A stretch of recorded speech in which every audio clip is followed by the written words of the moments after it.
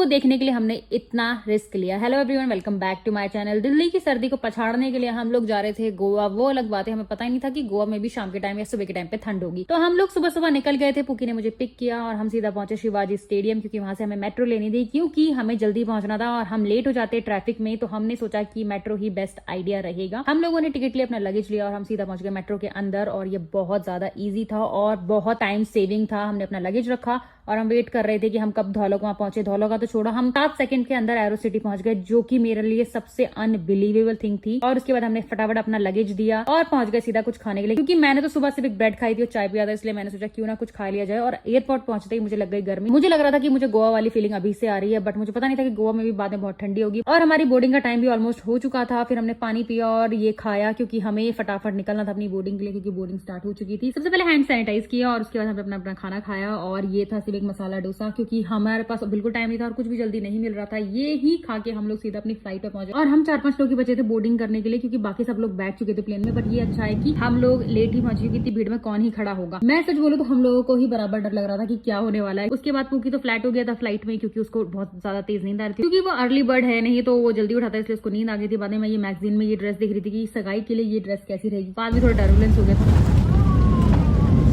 और मैं तो बहुत घबरा गई थी। फिर पुकी खड़ा हो गया था लाइन में लगने के लिए। उसके बाद हम लोग वेट कर रहे थे कि कब हमारा नंबर आएगा और हम निकले। और हम एयरपोर्ट पर कुछ भी शूट नहीं कर सकते, क्योंकि वहां पे मना था, इसलिए मैंने कुछ शूट नहीं किया। बाहर आया, अपनी टैक्सी ली और टैक्सी वाले भैया इतने ज्यादा अच्छे थे। हम लोगों को भूख लगी थी, क्योंकि दिन के 3 बज चुके थे। तो उन्होंने एक वड़ा पाव स्टॉल के आगे हमारे लिए रोका कार और हमने वड़ा पाव खाया। उसके बाद हम पहुंचे सीधा अपने होटल में, जिसे देख के मैं बिल्कुल भी खुश नहीं हुई। बाहर का एम्बियंस तो अच्छा था, बट जैसे ही हम रूम में पहुंचे, रूम शुरू होते ही खत्म था। और मैं इतने कंजेस्टेड रूम में कभी नहीं रही, क्योंकि हमारा लड़कियों का मेकअप होता है, ड्रेस होती है। बट सबसे अच्छी ये चीज थी कि होटल के 200 मीटर की दूरी पर ही था ये बीच, और बीच को देख के मेरी सारी टेंशन दूर हो गई और जिसके लिए मैं आई थी वो चीज मैं करने लगी, यानी कि एंजॉय। कैसा लगा मेरा मिनी व्लॉग जरूर बताना। मिलते हैं नेक्स्ट व्लॉग में। Bye bye.